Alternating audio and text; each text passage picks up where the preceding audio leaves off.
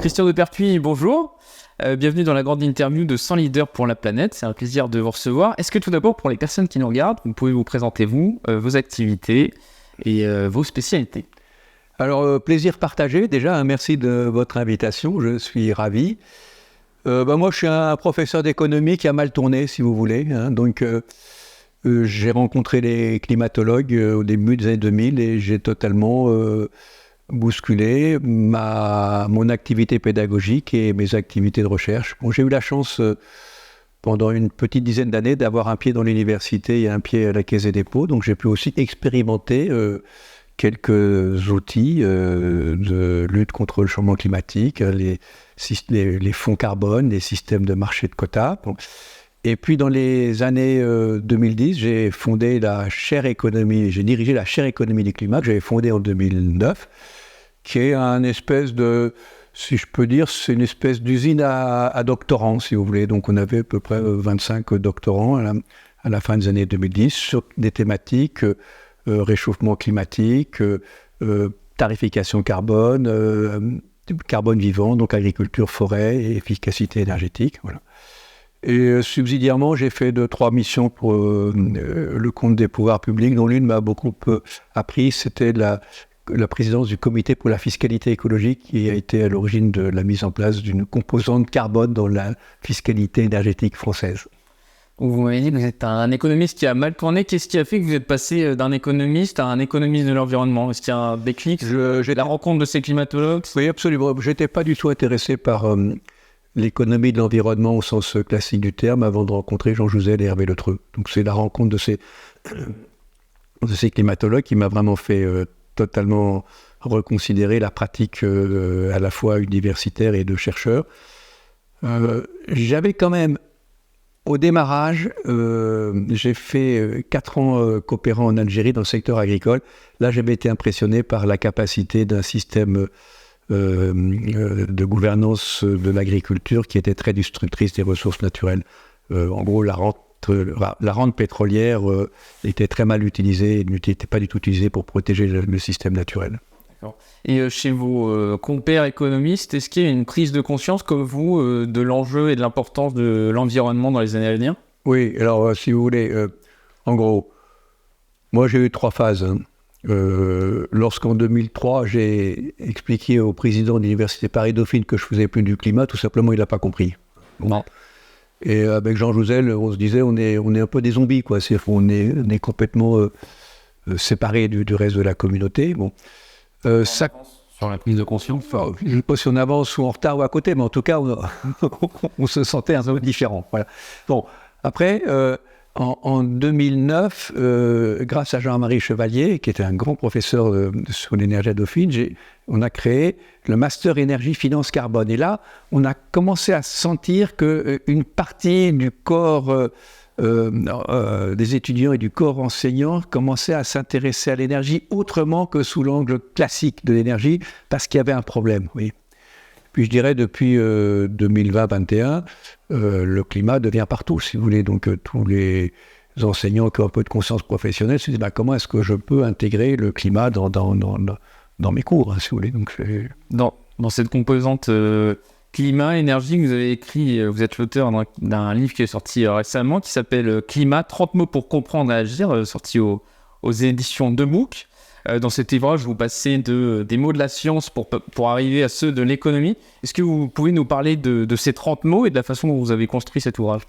D'abord, j'ai eu beaucoup de plaisir à écrire cet ouvrage, qui n'est pas du tout reconnu sur le plan académique. Lorsque vous faites un bouquin comme ça, si vous voulez, c'est du strict plan de la carrière académique, vous perdez votre temps, voyez, parce que nous, on est jugé uniquement sur les articles académiques ou les bouquins académiques qu'on fait. Bon. De même façon, quand même dans le sujet. Voilà. Alors, moi, ça m'a beaucoup intéressé pour 2 raisons. La première, c'est que il y a des mots qui sont utilisés par les climatologues qui ne sont pas compris, ou qui sont utilisés par les négociateurs du climat, qui ne sont pas compris dans le langage commun. Par exemple, forçage radiatif, par exemple, CNUC, par exemple, CTAF. Vous voyez, bon.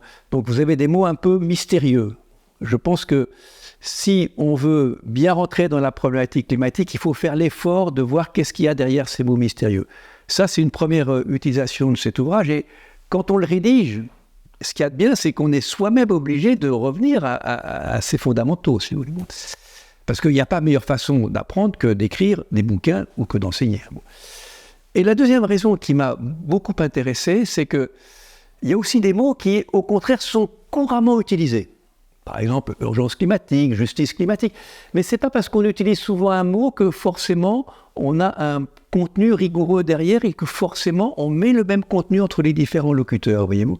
Donc c'est cette double idée qu'il y a des mots savants qu'il faut connaître, qu'il y a des mots courants sur lesquels il faut revenir, qui m'a beaucoup motivé. Et puis, dernier point, un langage, ce n'est pas une somme de mots, c'est aussi une syntaxe. Et c'est quoi le rôle de la syntaxe? C'est d'ordonner les mots, voyez-vous. Et donc, je n'ai pas fait un abécédaire.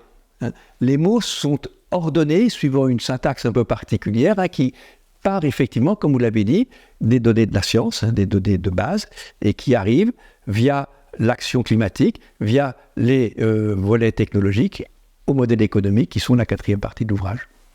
On va revenir un petit peu sur cet ouvrage tout au long de notre entretien, par les sujets qu'on va évoquer.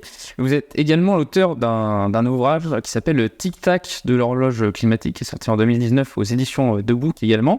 Un titre qui nous signifie la présence de ce compte à rebours du climat. Certains groupes activistes en ce moment montrent aussi l'urgence qu'il y a climatique en se collant au bitume, en s'accrochant au filet de Roland Garros, en détériorant certaines peintures. Qu'est-ce que vous pensez de ces activistes? Est-ce que c'est la bonne façon de montrer qu'il y a une urgence climatique? Alors, d'abord, personnellement, je n'ai jamais pensé me coller à quoi que ce soit, filer à Roland Garros ou balancer de la soupe sur un Van Gogh, si vous voulez. C'est pas des méthodes qui m'attirent sur le plan personnel. Bon. Je pense que l'urgence climatique, la société en est de plus en plus consciente parce que les impacts du réchauffement climatique sont là. Ce qui était beaucoup moins vrai il y a 20 ans lorsque j'ai commencé à enseigner. Lorsque j'ai commencé à enseigner le changement climatique, c'était un peu vu comme une problématique de développement durable. On disait, oui, si on n'agit pas aujourd'hui sur le climat, demain, on aura des impacts. Aujourd'hui, ça a complètement changé. Aujourd'hui, les populations, les groupes sociaux sont vraiment conscients du réchauffement climatique parce que les impacts sont déjà là. Donc je pense que c'est ça le moteur principal de la prise de conscience. Le mouvement des jeunes a contribué à cette prise de conscience. Et moi, je suis très impressionné par l'impact de ce mouvement des jeunes qui nous dit une chose très simple. C'est que lorsque vous regardez les scénarios du GIEC, les impacts du réchauffement climatique jusqu'en 2040, 2050 ne sont pas tellement différents suivant l'action qu'on a aujourd'hui. Ce qui devient vraiment différent, c'est après 2050. En 2050, les types de ma génération, enfin les types et les femmes de ma génération, ils seront vraiment sur la voie du départ, parce qu'on aura vécu.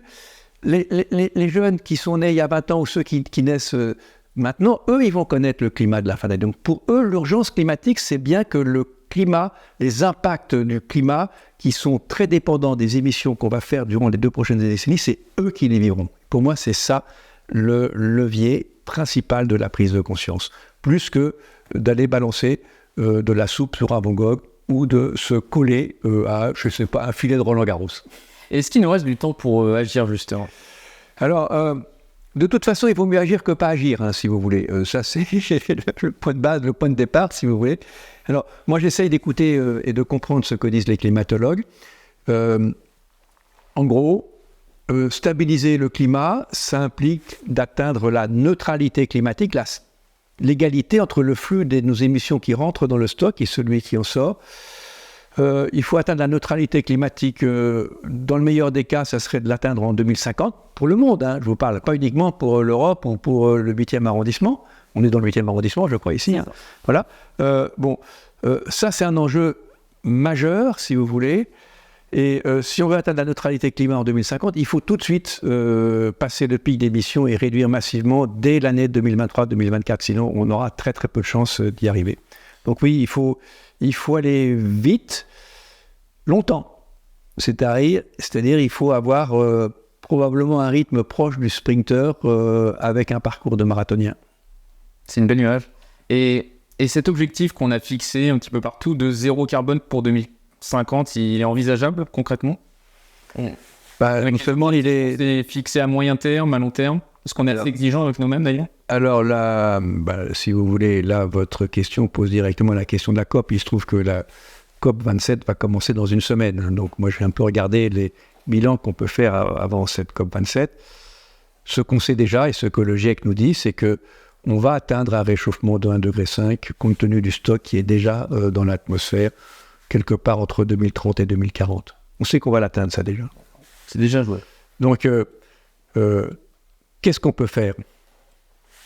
On peut éviter d'aller beaucoup au-dessus, et on peut aussi rattraper un petit peu, c'est-à-dire que passer en émissions nettes négatives et diminuer pour atteindre 1,5, voire un peu moins de 1,5 à la fin du siècle dernier. Mais les transformations qu'il faut opérer, ça, elles sont considérables, et aujourd'hui, on n'est pas à la hauteur de ces transformations, même si on n'est plus sur les rythmes tendanciels d'émissions d'il y a 10 ou 20 ans. C'est-à-dire qu'on a déjà infléchi les trajectoires, pas suffisamment. Donc il faut accélérer. Et il faut accélérer sur deux fronts. Le front énergétique, et là, le point essentiel, ça va être le basculement des grands pays émergents qui ont déjà amélioré dans leurs investissements. Il y a une grande partie, par exemple, d'investissements dans l'électricité en Inde ou en Chine qui est sur du zéro carbone. On n'est pas encore dans la phase où on désinvestit des énergies fossiles. Donc ça, ce basculement des grands émergents, il est très important. Bon. Les pays développés doivent accélérer aussi leur baisse, mais les objectifs qu'on s'est fixés à l'horizon 2030, moins 55%, on est loin d'être sur la trajectoire. Donc il va déjà falloir se mettre sur la trajectoire sur laquelle on s'est engagé d'ici 2050. Et vis-à-vis des pays moins avancés, ce qui est important, il ne faut pas dire qu'il faut baisser nos émissions, il faut investir massivement pour accélérer le développement bas carbone et sauter l'étape des fossiles. Donc c'est un peu ça qu'il faut faire.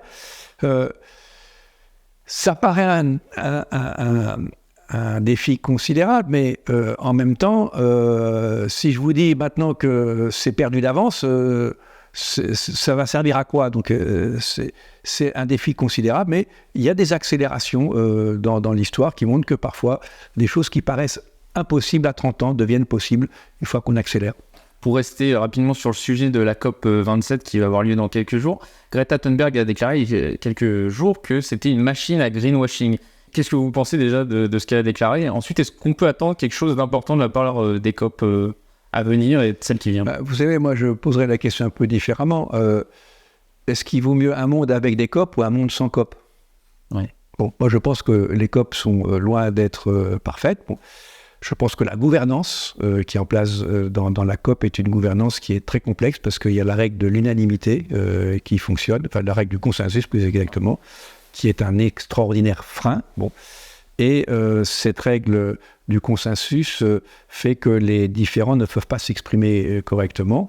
Et je pense qu'il vaut beaucoup mieux un monde avec une COP imparfaite qu'un monde dans lequel il n'y aurait pas de COP et pas de coordination et pas de discussion entre les pays. Voilà.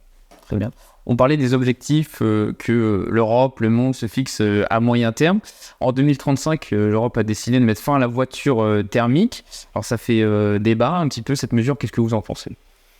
C'est une bonne avancée pour avancer vers l'objectif 2050 zéro carbone? C'est une avancée intéressante et surtout, moi ce que je considère, si vous voulez, c'est que pendant un peu plus de 10 ans, la Commission européenne a mis des normes, des standards sur les véhicules thermiques en collaboration avec les producteurs, les syndicats représentant le lobby automobiliste. Donc évidemment, ces normes n'étaient pas très contraignantes et on allait lentement.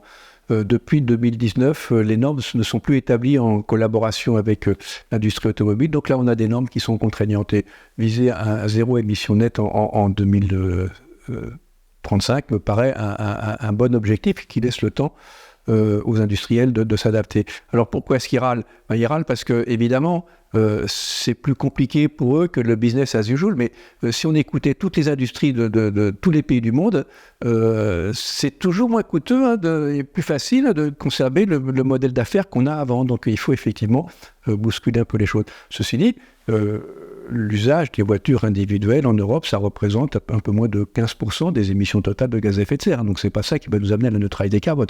C'est un bon pas, mais c'est très loin d'être suffisant. L'autre point, qui est important, c'est que l'usage des véhicules individuels peut être aussi discuté, la vitesse peut être aussi discutée, le type de mobilité dont on a besoin de la société doit être également discuté. Donc ça, c'est bien au-delà de la norme qui va fixer le fonctionnement du moteur. Ça pose quand même aussi une problématique parce qu'on voit qu'on va peut-être avoir du mal à se chauffer cet hiver, il risque d'avoir des coupures de courant. Ça pose la question de comment on accueille un nouveau parc automobile électrique d'ici 2035, alors qu'on a déjà peut-être des difficultés sur les années à venir. Est-ce qu'il faut intégrer le nucléaire dans cette projection ou pas ? De toute façon, en 2035, si vous voulez, la question du nucléaire, c'est essentiellement la question de savoir si le nucléaire existant sera encore en fonctionnement ou pas. Donc, à l'horizon 2035, on n'a pas besoin, ce n'est pas des nouveaux EPR qui vont fournir l'électricité, puisqu'ils ne seront pas encore opérationnels. Bon. Donc je pense que le nucléaire se décompose en deux sous-questions. Quelle est la position à avoir par rapport au nucléaire existant et quelle est la position sur le nouveau nucléaire ? Sur le nucléaire existant, je pense que la bonne appréciation consiste à exiger des opérateurs qu'ils fournissent les investissements massifs qu'il faut faire pour entretenir le parc, pour l'utiliser dans des bonnes conditions de sécurité.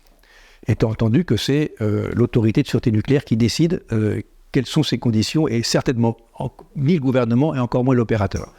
La question du nouveau nucléaire est pour moi très différente et à mes yeux, il me semble que la meilleure voie pour accélérer la production d'énergie décarbonée n'est pas de faire des EPR, mais d'accélérer les systèmes d'énergie renouvelable avec une capacité de stockage qui va énormément s'amplifier grâce à l'hydrogène vert. Très bien. On parle des voitures, c'est aussi un axe qui a occasionné de fortes tensions au sein du pays, à savoir avec la crise des gilets jaunes, avec l'augmentation du carburant. Donc toutes ces questions écologiques, elles sous-tendent aussi la question de l'acceptabilité sociale au sein de la société, puisque cette transition elle va aussi engendrer un changement d'industrie, peut-être la disparition de certains métiers. Est-ce que cette planification, elle prend suffisamment en compte aussi l'aspect sociétal ? Pas du tout. Pas du tout. Hein. Et il y a deux dimensions. La première dimension, c'est celle de l'anticipation des reconversions professionnelles. C'est-à-dire que si vous voulez opérer la transition bas carbone, aussi bien sous l'angle énergétique que sous l'angle de l'agroécologie, il va falloir restructurer beaucoup de métiers. Il va falloir bouger des actifs qui sont aujourd'hui dépendants, des actifs économiques. Hein. J'entends par actifs économiques à la fois des actifs financiers, des actifs physiques et des actifs humains. Il va falloir déplacer ces actifs, donc il va falloir reconvertir. Je pense que singulièrement en France, on a une très faible anticipation des reconversions professionnelles. Et donc, notamment les personnes qui sont touchées par ces reconversions ne sont pas formées suffisamment à l'avance à ces reconversions et les opérateurs économiques n'anticipent pas suffisamment ça. Ça, c'est le volet job, si vous voulez. Alors, c'est vrai que la transition bas carbone crée des nouveaux jobs, mais elle en détruit. Et on ne se soucie pas suffisamment des destructions de jobs ou des reconversions de jobs. Le deuxième volet social, c'est le volet répartition des revenus. Et la crise des gilets jaunes provient évidemment d'un système dans lequel on a renchéri le coût des énergies fossiles sans redistribuer une partie du produit de la taxe auprès des ménages les plus vulnérables. Et ceci, je dois le dire, contrairement aux préconisations qui avaient été faites par le président du comité pour la fiscalité écologique que j'étais, qui avait préconisé qu'un tiers du produit de la taxe carbone soit redistribué sur les bas revenus des 4 premiers déciles. Ceci n'a jamais été fait. Est-ce que c'est possible de garder un pouvoir d'achat décent avec toutes les transitions qui vont s'imposer à nous dans les décennies ? Il est clair que la transition va comporter de la sobriété, voire des restrictions. La question, c'est comment est-ce qu'on va redistribuer ces restrictions, ces sobriétés entre les différents groupes sociaux. Donc, pour moi, ce n'est pas le pouvoir d'achat, c'est qu'effectivement, les pouvoirs d'achat d'un certain nombre doivent être réduits au profit de ceux qui n'ont pas accès aujourd'hui aux biens et services essentiels que sont les services énergétiques ou l'alimentation même.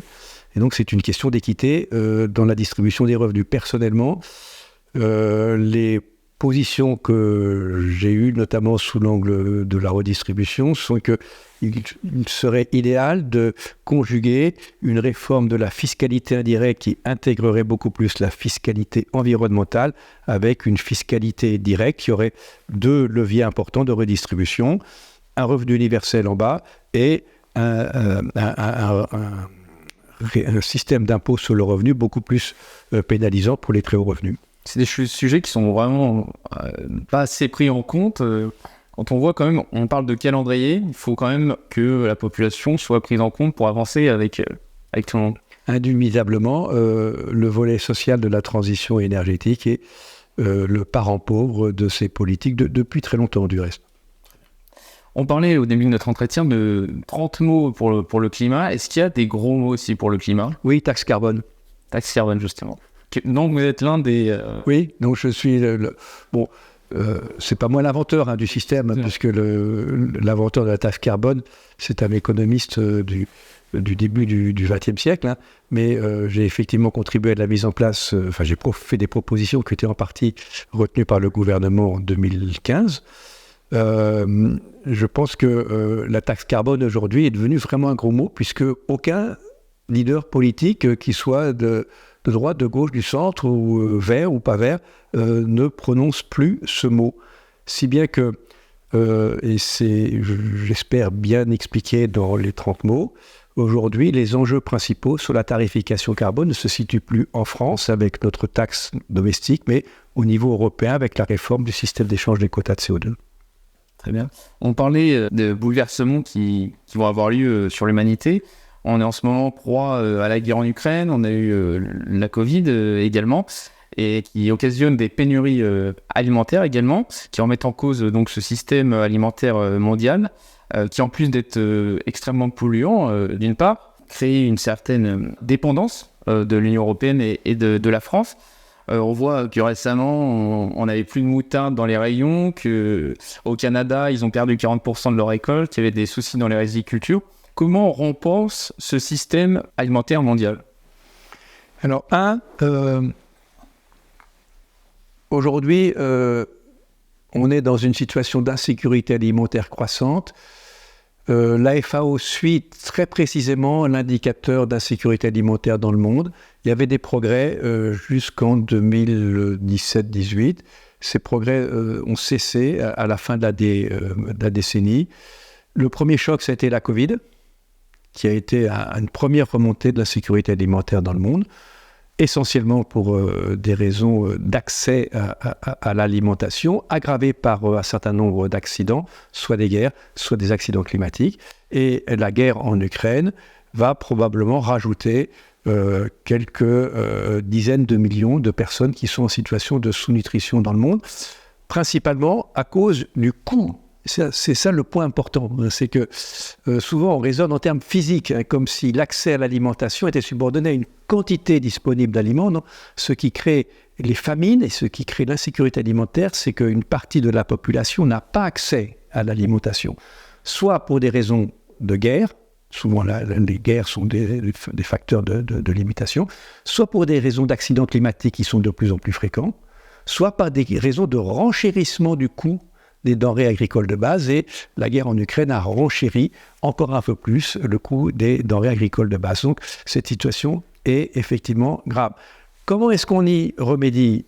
Pas en accentuant les systèmes d'industrialisation, de spécialisation de l'agriculture, mais le premier levier consiste, dans les pays les moins avancés, les pays en développement, à développer la culture vivrière et l'agroécologie locale.